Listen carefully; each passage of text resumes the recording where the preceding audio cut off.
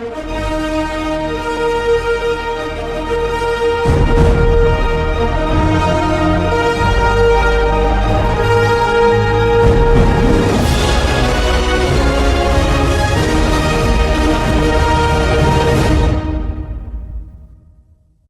warahmatullahi wabarakatuh. Perkenalkan, kami dari kelompok 8 akan membahas tentang delik adat. Saya Safira Nur Syifa dengan NIM 004. Nama saya Safana Husna, NIM 010. Saya Satrio dengan NIM 031. Nama saya Rayyan Alfadinar Khairon dengan NIM 251030 540. Perkenalkan, nama saya Anas Radia Farzilham dengan NIM 2510350035. Saya Fazat Naila Salma dengan nomor NIM 043. Kalian tuh pernah kepikiran gak sih bagaimana masyarakat kita dulu itu menjaga kedamaian, padahal aturan tertulis seperti KUHP itu belum ada? Nah, jawabannya ada pada sistem hukum adat mereka. Dalam struktur hukum Indonesia, hukum adat ini sangat penting, terutama pada tema yang saat ini kita bahas, yakni delik adat. Nah, singkatnya, delik adat adalah suatu perbuatan yang dianggap melanggar norma dan mengganggu nilai-nilai yang dipercaya masyarakat setempat. Meskipun aturannya seringkali tidak tertulis, tapi masyarakat adat itu mengakui dan menaati demi satu tujuan utama, yakni penyelarasan kembali hubungan sosial dan menjaga ketertiban. Merujuk pada pandangan ahli hukum adat, Dirhar.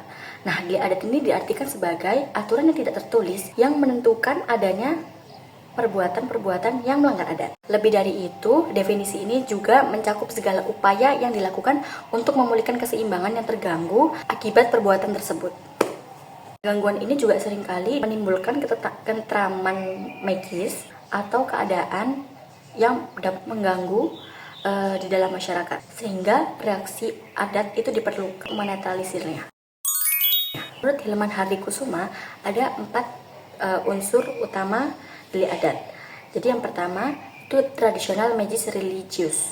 Nah, perbuatan ini dianggap melanggar karena dapat mengganggu keseimbangan dan aturan turun-temurun yang berkaitan dengan keyakinan dan keagamaan. Yang kedua, menyatu dan menyeluruh. Jadi di sini tidak ada perpisahan kaku antara perkara perdata dan perkara pidana. Semua itu dipandang satu kesatuan dalam penyelesaiannya, biasanya melalui musyawarah. Nah, yang ketiga ini terbuka. Jadi hukum adat itu adaptif. Dia itu bisa menyesuaikan diri dengan perkembangan zaman dan perubahan masyarakat, asalkan tidak bertentangan dengan nilai agama atau ketentuan syariat. Nah, yang keempat, reaksi. Jadi tiap delik adat itu pasti memicu koreksi dan reaksi untuk memulihkan keseimbangan yang terganggu dengan petugas adat sebagai penengahnya. Macam-macam delik adat. Yang pertama adalah delik yang paling berat, yakni mengganggu keseimbangan antara dunia lahir dengan dunia gaib. Contohnya adalah melanggar larangan aturan adat yang dianggap sakral. Yang kedua adalah pelanggaran terhadap diri sendiri, kepala adat, dan juga masyarakat. Maksudnya adalah pelanggaran yang dapat menyerang martabat pemimpin adat dan juga masyarakat. Contohnya seperti tidak menghormati, menghina, dan juga menentang kepala adat. Nah, hal ini berhubungan dengan masyarakat karena kepala adat ini dianggap sebagai simbol masyarakat. Menghina kepala adat sama dengan menghina masyarakat. Yang ketiga adalah delik perbuatan sihir atau tenung, yakni tindakan yang berhubungan dengan kekuatan gaib untuk mencelakai orang lain. Contohnya adalah ritual santet. Yang keempat adalah delik yang mengganggu batin masyarakat, yakni perbuatan yang dapat membuat masyarakat mengalami resah dan juga tidak nyaman. Contohnya seperti melanggar pantangan untuk tidak masuk ke dalam hutan pada hari tertentu, walaupun tidak melukai orang lain, tapi perbuatan ini dapat membuat seluruh masyarakat resah. Yang kelima merupakan delik yang merusak dasar susunan masyarakat. Contohnya adalah insest. Insest merupakan hubungan perkawinan sedarah atau hubungan perkawinan dengan keluarga dekat, seperti anak kandung, orang tua kandung, saudara kandung. Nah, hal ini dapat merusak garis keturunan masyarakat. Yang keenam adalah delik yang menentang kepentingan umum atau golongan family. Hal ini merupakan pelanggaran terhadap hak milik bersama. Contohnya adalah seperti menjual tanah warisan leluhur kepada orang lain tanpa izin atau persetujuan dari semua anggota keluarga besar. Yang ketujuh adalah delik yang melanggar kehormatan keluarga atau suami. Contohnya adalah berzinaan dan juga perselingkuhan.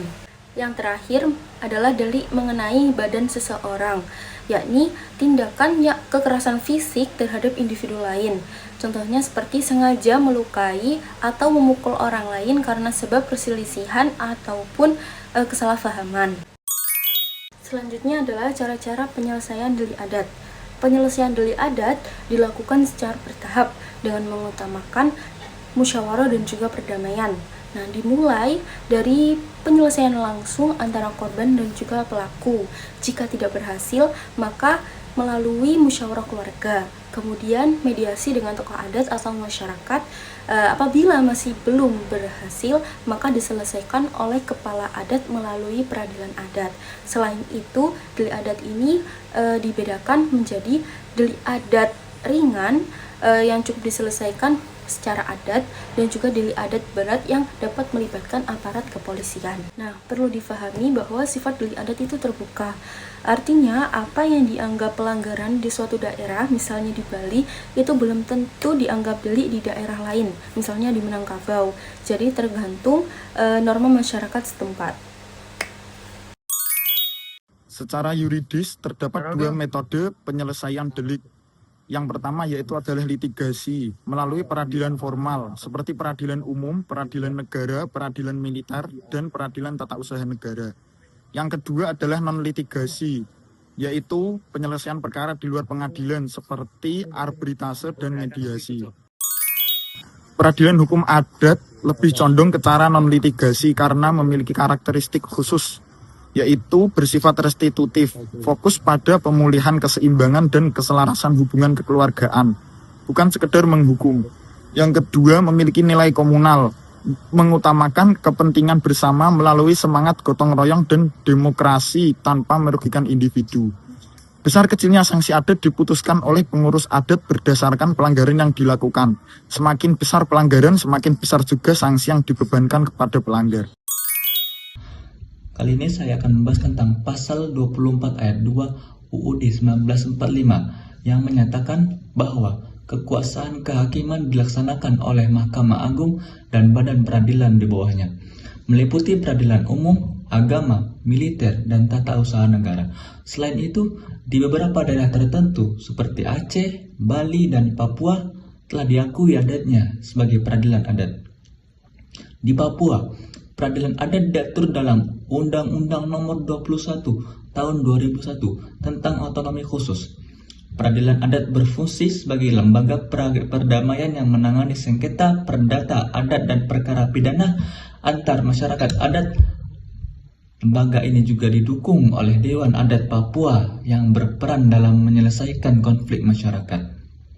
Proses peradilan adat Papua meliputi yang pertama adalah pelaporan, yang kedua pemanggilan para pihak dan tokoh adat, yang ketiga persidangan dan pembuktian, dan yang keempat yaitu tahap penyelesaian berupa pelaksanaan saksi adat. Tujuan utama peradilan adat adalah menciptakan perdamaian dan menjaga keseimbangan dalam bermasyarakat. Sebelum adanya hukum pidana nasional, masyarakat Indonesia ini telah lebih dahulu mengenal hukum adat sebagai pedoman hidup. Nah, hingga saat ini hukum adat ini masih digunakan di beberapa daerah yang kuat untuk menjaga tradisinya. Perbedaan antara hukum pidana menurut KUHP dan hukum delik adat ini dapat dilihat dari beberapa aspek penting. Nah, yang pertama yaitu dari segi sifat dan bentuk hukum. Hukum pidana dalam KUHP ini bersifat tertulis dan dikodifikasikan dalam undang-undang. Nah, setiap pelanggaran ini sudah diatur secara jelas serta menekankan tanggung jawab individu. Sedangkan hukum delik adat ini umumnya tidak tertulis, berkembang dari kebiasaan masyarakat dan bersifat komunal. Artinya pelanggaran ini dianggap mengganggu keseimbangan seluruh masyarakat. Kedua, dari sumber hukum. KUHP ini bersumber dari peraturan perundang-undangan yang berpegang pada asas legalitas. yaitu suatu perbuatan hanya dapat dipidana jika sudah diatur sebelumnya. Nah, sementara itu, hukum adat ini bersumber dari nilai-nilai budaya dan kebiasaan dan juga norma sosial yang hidup dalam masyarakat. Nah, yang ketiga, dilihat dari aspek tujuan dan bentuk sanksinya. Dalam KUHP, sanksi ini bersifat retributif atau penghukuman seperti penjara ataupun denda. Nah, sedangkan dalam hukum adat, sanksi ini bertujuan untuk memulihkan keseimbangan, biasanya melalui musyawarah, ganti rugi ataupun permintaan maaf secara adat. Selain itu, dalam penegakan hukum dikenal adanya keadaan yang mempengaruhi pidana, yaitu yang pertama, alasan yang bisa menghapus pidana seperti pembelaan terpaksa ataupun gangguan jiwa. Nah, yang kedua, alasan yang dapat meringankan hukuman pidana tersebut seperti penyesalan ataupun belum pernah melakukan pelanggaran.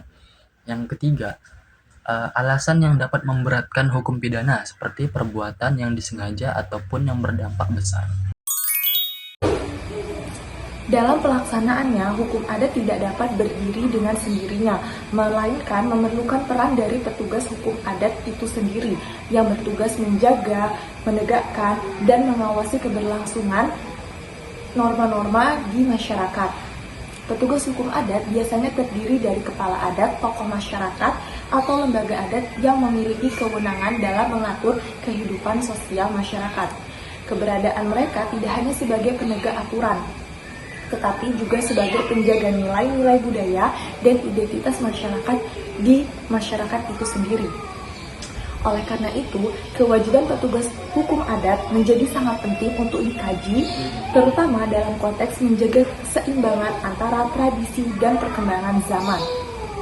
Adapun kewajiban dari petugas hukum adat, di antaranya yang pertama, menjaga dan melestarikan nilai-nilai hukum adat. Salah satu kewajiban utama petugas hukum adat adalah menjaga dan melestarikan nilai-nilai adat yang telah diwariskan oleh para leluhur kita. Hukum adat tidak hanya terdiri dari aturan, tetapi juga mengandung nilai moral, etika, dan filosofi hidup masyarakat. Oleh karena itu, petugas hukum adat harus memastikan bahwa nilai-nilai tersebut tetap dipahami dan dipraktikkan oleh generasi muda. Pelestarian hukum adat dapat dilakukan melalui berbagai cara, seperti penyelenggaraan upacara adat, pendidikan informal dalam keluarga dan masyarakat, serta pemberian contoh langsung oleh para tokoh adat itu sendiri. Dalam hal ini, petugas hukum adat berperan sebagai agen transmisi budaya yang memastikan bahwa hukum adat tidak mengalami kepunahan di tengah masyarakat dan di tengah globalisasi yang terjadi saat ini. Yang kedua, petugas hukum adat memiliki peran sebagai penegak hukum adat secara adil dan bijaksana. Dalam masyarakat adat, keadilan tidak hanya dilihat dari aspek hukum semata, tetapi juga dari keseimbangan sosial dan keharmonisan antar individu. Oleh karena itu, petugas hukum adat harus memiliki kebijaksanaan dalam mengambil keputusan. Penegakan hukum adat biasanya dilakukan melalui mekanisme musyawarah, di mana pihak-pihak yang bersengketa diberi kesempatan untuk menyampaikan pendapatnya, dan petugas hukum adat juga bertindak sebagai penengah yang memastikan bahwa keputusan yang diambil dapat diterima oleh semua pihak. Prinsip keadilan restoratif lebih diutamakan dibandingkan dengan hukuman yang bersifat represif. Yang ketiga, itu petugas hukum adat memiliki kewajiban untuk menyelesaikan sengketa dan konflik sosial di suatu masyarakat. Karena penyelesaian sengketa dalam hukum adat umumnya dilakukan dengan pendekatan kekeluargaan dan musyawarah mufakat, sehingga petugas hukum adat itu memiliki peran yang besar di dalam menyelesaikan sengketa dan konflik sosial tersebut, suatu konflik sosial. Proses penyelesaian sengketa ini bertujuan untuk mengembalikan hubungan baik antara pihak-pihak yang bersengketa, bukan sekedar menentukan siapa yang benar dan siapa yang salah. Dengan demikian, peran petugas hukum adat sangat penting dalam menjaga stabilitas sosial dan mencegah terjadinya konflik yang berkepanjangan. Dan yang keempat, itu petugas hukum adat berkewajiban untuk menjatuhkan dan mengawasi pelaksanaan sanksi adat. Sanksi adat di sini itu dapat berupa denda, kewajiban melakukan upacara tertentu, atau sanksi sosial seperti teguran dan pengucilan. Tujuannya agar ini itu bukan hanya untuk hukuman semata, tetapi juga untuk memulihkan keseimbangan dalam masyarakat yang terganggu akibat pelanggaran tersebut. Selain menjatuhkan sanksi, petugas hukum adat itu juga memiliki tanggung jawab untuk mengawasi pelaksanaan sanksi tersebut. Jadi, tidak hanya sekedar menetapkan suatu sanksi, tapi petugas hukum adat juga harus mengawasi sampai sanksi tersebut benar-benar dilaksanakan. Hal ini dianggap penting karena agar keputusan yang telah diambil itu benar-benar dijalankan dan memberi efek jerah terhadap pelaku, serta menjadi pelajaran bagi masyarakat secara umum. Dan yang terakhir, itu menjadi teladan dan pemimpin moral. Jadi, petugas hukum adat itu berperan sebagai penegak hukum, bukan hanya sebagai penegak hukum ya, tetapi juga sebagai pemimpin moral dalam suatu masyarakat tersebut. Karena mereka itu diharapkan bisa menjadi teladan dalam sikap dan perilaku di masyarakat. Sehingga masyarakat itu mencontoh, mengambil pelajaran, mengambil perilaku yang baik dari petugas hukum adat tersebut.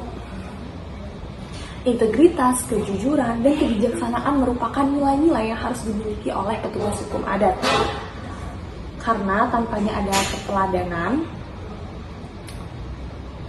maka wibawa hukum adat itu akan menurun dan masyarakat itu akan kehilangan kepercayaan terhadap lembaga adat, terhadap petugas,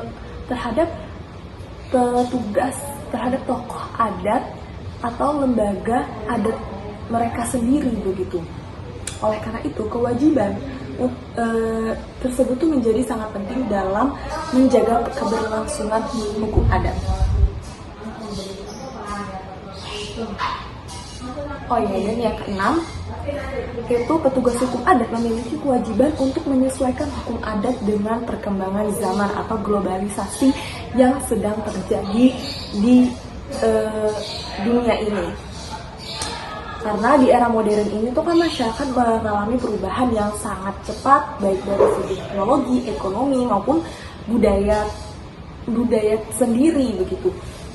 Oleh karena itu, hukum adat itu perlu untuk beradaptasi agar tetap relevan dengan kondisi masyarakat saat ini. Maka, sudah menjadi kewajiban petugas hukum adat untuk memastikan bahwa hukum adat tersebut tetap relevan, tetap sesuai, diberlakukan di era modern ini atau di era globalisasi ini. Lalu untuk penyesuaiannya, petugas hukum adat itu dapat melakukan kesepakatan bersama dengan masyarakat. Jadi tidak diputuskan sendiri, tetapi lewat musyawarah. Dengan demikian, hukum adat itu dapat berfungsi sebagai pedoman hidup yang sesuai dengan perkembangan zaman, tetapi tidak menghilangkan identitasnya sebagai hukum yang berbasis pada nilai-nilai lokal.